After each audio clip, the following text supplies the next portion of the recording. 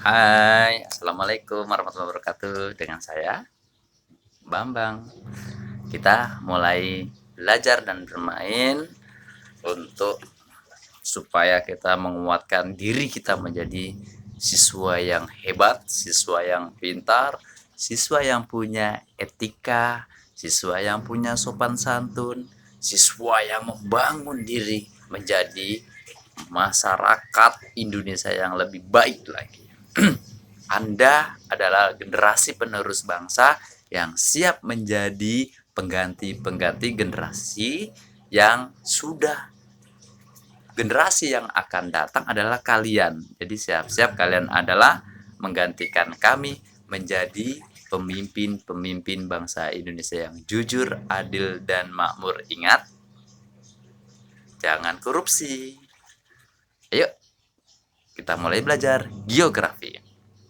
Baik, geografi adalah sistematis pembelajaran pengetahuan yang sangat-sangat asik loh. Yuk, kita mulai. Jadi, kita ambil kelas 11. Geografinya yaitu paket C. Nah, jadi jangan lupa ya, jangan minder kalau kita di paket C. Tapi paket C, paket biasa atau sekolah umum itu sama. Ilmunya sama, tinggal maunya dan tidak kita belajar. Oke, sip. Oke, kita ambil judul bangsa Indonesia, bangsa yang berbudaya. Kenapa bangsa yang berbudaya? Budi pekertinya luhur, budaya, budi pekerti yang luhur. Jadi bangsa Indonesia itu sangat-sangat kental dengan budaya-budaya. 34 provinsi budayanya berbeda, seni budayanya, agamanya, rasnya, tapi menyatu di dalam konteks Bhinneka Tunggal Ika. Nah, di sini perbedaan tidak ada di Indonesia, semuanya sama. Yang membedakan adalah pola pikir kita. Kalau pola pikir kita baik, semuanya menjadi baik. Ya, nah, oke. Jadi, bangsa Indonesia, bangsa yang berbudaya ini dibagi menjadi 4 tahapan. Yaitu nanti ada bawahan-bawahannya meliputi bidang-bidangnya. Tapi Bapak ambil yaitu yang pertama pesona budaya bangsa, yang kedua memelihara budaya bangsa, terus yang ketiga beradaptasi dengan bencana alam, yang keempat cerdas mengulangi bencana alam. Nah, jadi kita ambil pesona budaya bangsa ini dibagi menjadi 2 tahap, yaitu suku bangsa, negeri 1000 budaya. Nah, jadi di sini nanti kita akan jelaskan. Terus yang memelihara budaya bangsa dibagi meliputi 3 hal. Yang pertama, mengenal kesenian tradisional, terus lestarikan budaya bangsa, terus menjaga hak budaya, menjaga haki budaya Indonesia. Lanjut dengan beradaptasi dengan bencana alam meliputi 3 hal. Yang pertama, mengenal bencana alam. Di setiap daerah rawan bencana, toh pasti tuh. Terus jangan takut dengan bencana alam. Lanjut, cerdas menanggulangi bencana alam dibagi menjadi 2. Yang pertama, upaya penanggulangan bencana alam, mengintegrasi bencana alam. Kok begitu? Jadi kalau kita lihat, bangsa Indonesia itu memiliki beragam budaya, mulai dari suku bangsa, bahasa, adat istiadat, bentuk rumah, senjata tradisional, hingga berbagai kesenian. Aneka ragam budaya tersebut tersebar mulai dari Sabang sampai Merauke. Ada lagunya, dari Sabang sampai Merauke berjajah pulau-pulau, sambung menyambung menjadi satu, itulah Indonesia. Nah, jadi jangan kita terpancing untuk mempertahankan Indonesia. Wah, ada yang ngomong, ayo kita gini, kita demo dan sebagainya. Ingat, bangsa Indonesia tidak butuh keributan. Bangsa Indonesia butuh dengan kedamaian. Kalau kita damai, hati kita damai, semuanya akan menjadi damai. Kalian generasi penerus wajib menciptakan perdamaian. Ingat, perdamaian. Perdamaian itu indah loh. Nah, lanjut. Pesona budaya bangsa yaitu 19 suku bangsa. Jadi kita melihat secara umum suku bangsa di Indonesia ini beragam-ragam, yaitu sesuatu memiliki secara umum suku bangsa dimaknai sebagai kelompok sosial mempunyai ciri-ciri paling mendasar berkaitan dengan asal-usul wilayah atau daerah. Jadi, serta kebudayaannya. Jadi, suku bangsa merupakan kelompok sosial dalam sistem sosial atau kebudayaan. Terjadi karena adanya garis keturunan, adat, agama, bahasa, dan lain-lain sebagainya. Anggota pada kelompok suku bangsa memiliki kesamaan sejarah garis keturunan, bahasa ibu, sistem nilai, adat istiadat, serta tradisi menurut Koenjaraningrat. Suku bangsa berarti sekelompok manusia yang memiliki kesatuan budaya dan terikat oleh kesadaran dan identitas tersebut. Kesadaran dan identitas biasanya dikuatkan oleh kesatuan bahasa, yaitu bahasa Indonesia. Nah, jadi nggak pusing-pusing. Kalau kalian mau pergi ke daerah lain, nggak bisa ngomong daerah, ngomong bahasa Indonesia. Kalau belajar, bagus. Berarti kalian cinta Indonesia. Jangan belajar banyak-banyak. Belajar aja bahasa Indonesia dan bahasa daerah provinsi-provinsi lain. Nah, jadi kalian akan mengenal indahnya berbahasa daerah, dan belajar bahasa daerah tidak mengurangi harga diri kita menjadi bangsa Indonesia, tapi membangun harga diri lebih tinggi. Bahwasanya aku cinta Indonesia, I love kid, gitu. Lanjut, para ahli mengatakan bahwa suku bangsa yang ada di Indonesia jumlahnya sangat banyak. Dengan kriteria dialek bahasa yang digunakan oleh kelompok-kelompok etnik di Indonesia terdapat sekitar 1.340 suku. Contohnya suku Jawa, suku Batak, suku Sunda dan sebagainya, pokoknya banyak. Ada marga, kalau di Medan tuh ada marga. Terus kalau di Padang ada suku. Nah, jadi semuanya itu asik. Tidak membedakan kamu suku apa ya? Tidak. Indonesia ini sangat-sangat kental dengan persatuan. Jadi, nah, suku bangsa yang tersebar di berbagai wilayah baik dalam jumlah besar maupun kecil. Van Vollenhoven mengelompokkan suku bangsa di Indonesia berdasarkan sistem lingkaran hukum adat terbagi ke dalam 19 wilayah. Kisaran suku bangsa yaitu sebagai berikut. Jadi, kalau kalian bisa melihat, yaitu kayak Aceh, Provinsi Nanggro Aceh Darussalam, yaitu Gayo. Terus suku bangsanya ya, kalau wilayahnya itu Aceh Darussalam. Nah, terus ada juga Gayo, Alas dan Batak, Nias, Batu, yaitu Provinsi Sumatera Utara, Minangkabau, Mentawai, Provinsi Sumatera Barat, Enggano, Provinsi Sumatera Selatan, Melayu. Nah, Melayu itu ada juga namanya Riau, Jambi, Bangka dan Belitung, Provinsi Bangka Belitung, Dayak Kalimantan, Pulau Kalimantan, Minahasa, Sangir, Taulit. Nah, kalian bisa melihat di situ. Itu banyak lagi. Kalau kalian bisa lihat di buku 6, di halaman 6, di situ ada tabelnya. Untuk anak-anak Bapak, silakan lihat tabelnya. Nah, nanti di situ kita bisa melihat untuk anak-anak Bapak ini tabelnya ini sangat-sangat lengkap untuk bukunya di geografi itu. Terus meskipun berdasarkan sistem lingkungan hidup adat, kebudayaan Indonesia terbagi ke dalam 19 wilayah kisaran suku bangsa, ternyata masing-masing wilayah masih memiliki sub kebudayaan yang lebih kecil dengan jumlah yang semakin banyak.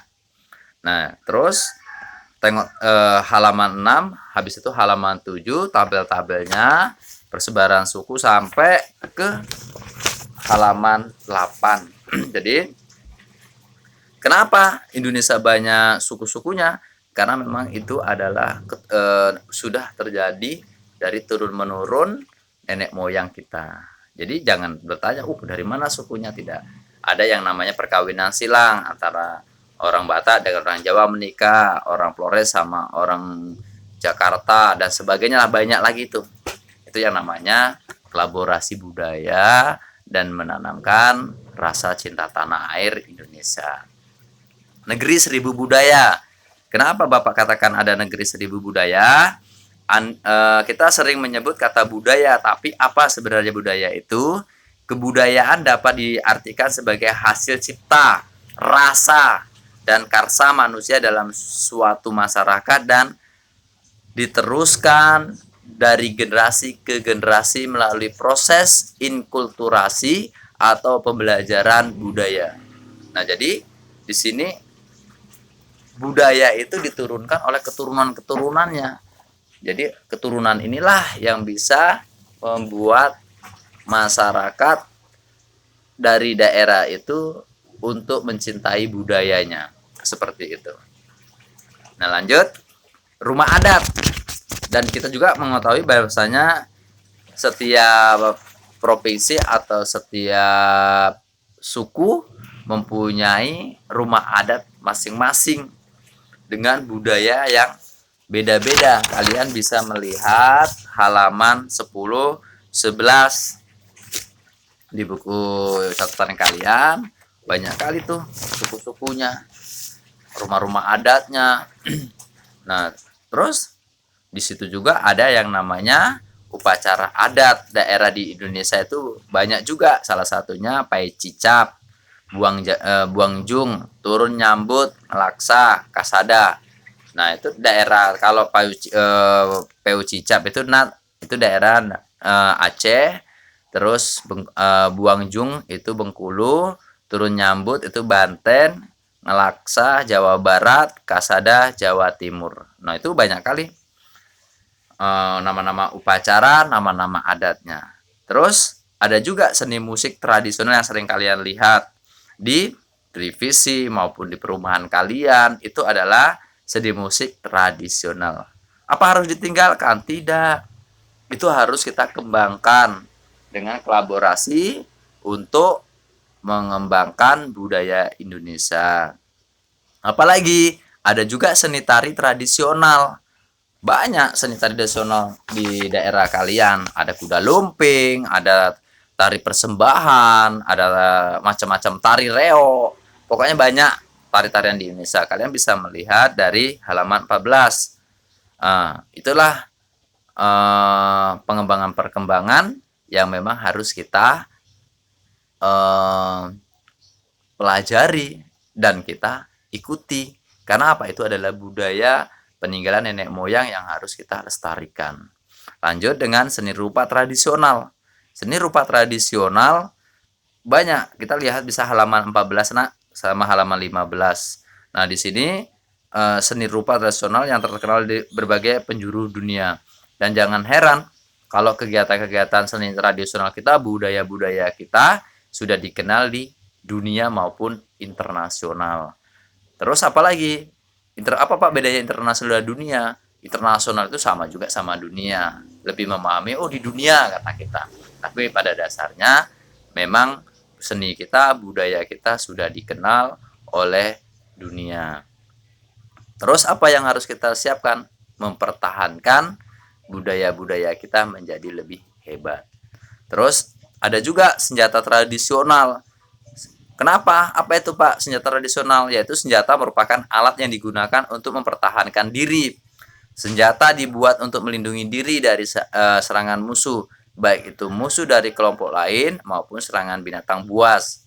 Selain untuk melindungi diri, senjata tradisional juga digunakan untuk menopang kegiatan berladang dan berburu yang menjadi mata pencarian masyarakat pada zaman dulu. Selanjutnya, senjata tradisional berubah menjadi simbol kekuatan maupun membuat simbol jati diri manusia itu sendiri. Jadi ibaratnya senjata itu adalah lambang kekuatan, lambang diri kita gagah pada masa itu dalam kerajaan-kerajaan sebelum terjadinya negara Kesatuan Republik Indonesia. Kita masih memang tidak dipungkiri kita adalah di zaman kerajaan-kerajaan. Ada kerajaan besar, ada kerajaan kecil. Nah, seperti itu. Jadi seperti itu, Nak. Lanjut. Bahasa daerah. Bahasa daerah biasanya disebut dengan istilah bahasa ibu. Disebut sebagai bahasa ibu karena ibu adalah orang yang pertama kali mengajarkan kata-kata bahasa kepada anaknya. Bahasa merupakan unsur dari kebudayaan sebagai alat komunikasi. Nah, kalau misalnya mama saya orang Jawa, dia berbahasa Jawa dengan saya di saat saya kecil. Begitu pula seterusnya. Ada bahasa Batak, mamanya kita lahir, masa mau aku pakai bahasa Jerman? Tidak mungkin kan? Pasti menggunakan bahasa ibu. Itulah yang dikatakan bahasa ibu. Banyak lagi yang diajarkan ibu kita untuk apa? Untuk mengetahui atau mengenal bentuk alam yang kita lihat. Kita melihat pasti bertanya, apel. Apa kita tahu itu apel? Tidak. Karena sesuatu ada guru atau yang membimbing kita untuk bertanya seperti itu, nak. Jadi apa? Bagaimanapun ibu, makanya kita harus menyayangi ibu. Nah, di sini ibu menyayangi anak kita sebagai anak menjadi anak yang soleha, menyayangi ibu-ibu kita. Kalian bisa lihat di tabel 16. Oke, nak. Itu ada tugas halaman 17. Silakan anak-anak isi dan nanti pertemuan Bapak minta kumpulkan. Dan terima kasih sudah mengikuti pembelajaran Bapak, dan besok kita sambung lagi dalam pembelajaran geografi agar kita lebih mengenal Indonesia lebih dekat lagi. Terima kasih. Wassalamualaikum warahmatullahi wabarakatuh. Bye bye.